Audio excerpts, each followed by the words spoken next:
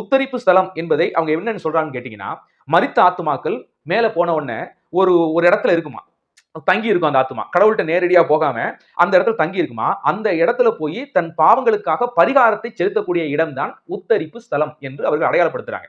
So இங்க செத்து போனவங்க எல்லாம் உத்தரிப்பு ஸ்தலத்துக்கு போய் இருப்பாங்க. அந்த இடத்துல நரகத்துக்கு ஈக்குவலான நெருப்பு அங்க இருக்கும். அந்த இடத்துல அவங்களுக்கு ஒரு வாய்ப்பு கொடுக்கப்படும். என்ன வாய்ப்பு? தங்களுடைய பாவங்களை கழுவிக்கொள்ள, தங்களை சுத்திகரித்துக் கொள்ள ஒரு வாய்ப்பு இருக்கும். அந்த வாய்ப்புக்கு பூமியில் இருக்கிற இப்போது உயிரோடு இருக்கிற நாம் அதுக்கு உதவி செய்யலாம். அவங்களுக்காக ஜெபிக்க முடியும்.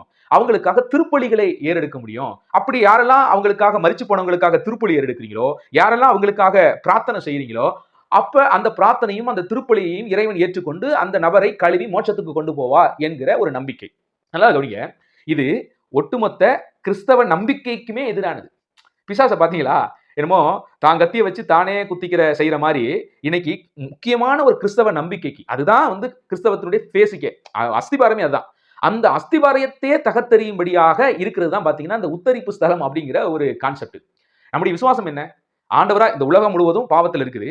பாவத்துக்காக தேவன் என்ன செஞ்சாரு? அதுக்கான பரிகாரத்தை செலுத்தும்படியாகத்தான் தம்முடைய குமாரனையே அனுப்பி வைக்கிறார். குமாரன் நமக்காக பலியாகிறார். அந்த பலியை யாரெல்லாம் விசுவாசிக்கிறாங்களோ அவங்களுடைய பாவங்கள் எல்லாம் சகல பாவங்களையும் நீக்கி சுத்திகரிக்கிற கிருபாதர பலியே ஆண்டவராகிய இயேசு கிறிஸ்துவின் பலி. ஒரு அந்த உலகத்துல சுவிசேஷத்தை விசுவாசித்து அந்த சுவிசேஷத்துல என்ன இருக்குது? கர்த்தராகிய இயேசு கிறிஸ்து எனக்காக மரித்தார், என்னுடைய பாவரோபங்களுக்காக, என்னுடைய குற்றங்களுக்காக அவர் மரிச்சாரு, அப்ப எனக்கான இடத்தை அவர் எடுத்துக்கொண்டார் என்று விசுவாசித்து அந்த தேவனுக்கு தன்னை அர்ப்பணித்து வாழக்கூடிய வாழ்க்கை தான் கிறிஸ்தவம்ங்கிறது. இதுதான் அஸ்திபாரமே.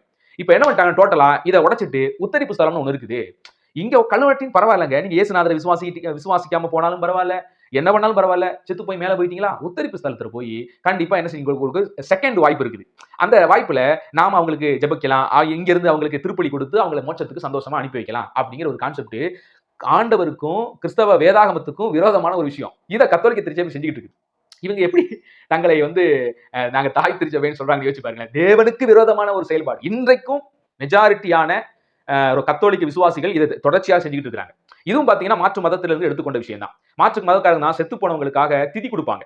அவங்களுக்காக சில சாங்கீதங்கள் செய்து, சில படையல்கள் செய்து, அப்படி பண்ணும்போது அவங்க ஆத்மா குளிர்ந்து, அவங்க ஆத்மா சாந்தி அடைந்து இறைவன்கிட்ட போகும் அப்படின்னு ஒரு நம்பிக்கை இருக்குது. ஆனா கிறிஸ்தவ நம்பிக்கை இதுல முற்றிலும் மாறுபட்ட ஒரு விஷயம். மரிச்சதுக்கு அப்புறம் எந்த மனிதனாலையும் செகண்ட் வாய்ப்பு அப்படின்னு இல்ல. இந்த பூமியில இருக்கும்போது அவனுக்கு வாய்ப்பு. இந்த பூமியில இருக்கும்போது ரட்சகரை விசுவாசிக்கணும். பூமியில இருக்கும்போது சுவிசேஷத்தை விசுவாசிக்கணும். பூமியில இருக்கும்போது கர்த்தருக்கு பிரியமான வாழ்க்கை வாழணும். இதுதான் அவனுக்கு கொடுக்கப்பட்ட விஷயமே ஒழிய மரிச்சதுக்கு போனதுக்கு அப்புறம் அவனுக்கு செகண்ட் வாய்ப்பு இருக்கு அப்படிங்கிறதெல்லாம்